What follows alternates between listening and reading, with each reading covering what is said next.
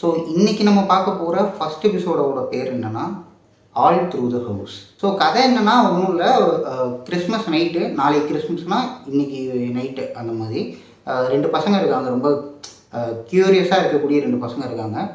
அன்றைக்கி night Santa Claus வராரா அப்படின்னு பார்க்குறதுக்காக அவங்க ரெடியாக இருக்காங்க, ஒரு அக்கா ஒரு தம்பி. ஸோ நைட்டு சீக்கிரமாக தூங்கிட்டு மாதிரி ஆக்டிங்கை போட்டு முழிச்சே இருந்து வெயிட் பண்ணுறாங்க, எப்படியாவது சாண்டா கிளாஸை பார்த்துடணும் அப்படின்னு சொல்லிட்டு. அப்படி முழிச்சிருக்கும்போது கீழே வந்து சத்தம் வருது, யாரோ உள்ளே வர்ற மாதிரி. இவங்க ஓகே சாண்டா கிளாஸ் தான் வந்துட்டார் அப்படின்னு சொல்லிட்டு இவங்க ரெண்டு பேரும் வந்து கீழே இறங்கி போய் பார்க்குறாங்க. பார்த்தா அங்கே வந்துட்டு இருந்தது வந்து ஒரு மான்ஸ்டர், பயங்கர ஒரு கோரியான ஒரு க்ரீப்பியான மான்ஸ்டர். என்னடா சாண்டா கிளாஸை பார்க்க வந்து இங்கே ஒரு மான்ஸ்டர் இருக்குன்னு சொல்லி பயந்துட்டு ரெண்டு பேரும் அந்த சோஃபாவுக்கு முன்னாடி ஒழிஞ்சிட்டு இருப்பாங்க.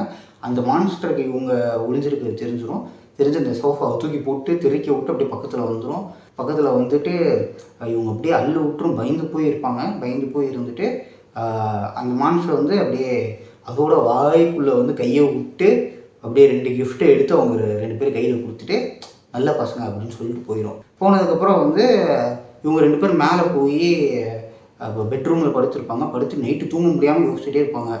இப்போ நம்ம நல்ல பசங்களை இல்லாட்டி என்ன நடந்திருக்குன்னு யோசிச்சுப்பாரு அப்படின்னு சொல்லிட்டு அப்படியே தூங்க முடியாமல் முடிச்சிருப்பாங்க. அப்படியே அந்த எபிசோட் முடிஞ்சிடும். ஸோ இது ரொம்ப சின்ன கதை தான், பட் இதில் நிறையா விஷயங்கள் நம்மளை யோசிக்க வைக்குது. ரொம்ப இன்டெலிஜென்ட்டான ஒரு ஷார்ட் ஸ்டோரி. இந்த ஷார்ட் ஸ்டோரி வந்து ஒரு சூப்பரான ஒரு விஷயத்தை பண்ணுது. லைக் சாண்டா கிளாஸ்னால் ஏன் இப்படி இருக்கக்கூடாது அப்படின்ற மாதிரி ஒரு கேள்வியை வந்து சூப்பராக கேட்குது. அந்த ஒரு அப்ரோச்சு, அந்த ஒரு ஐடியா வந்து சூப்பராக இருந்துச்சு.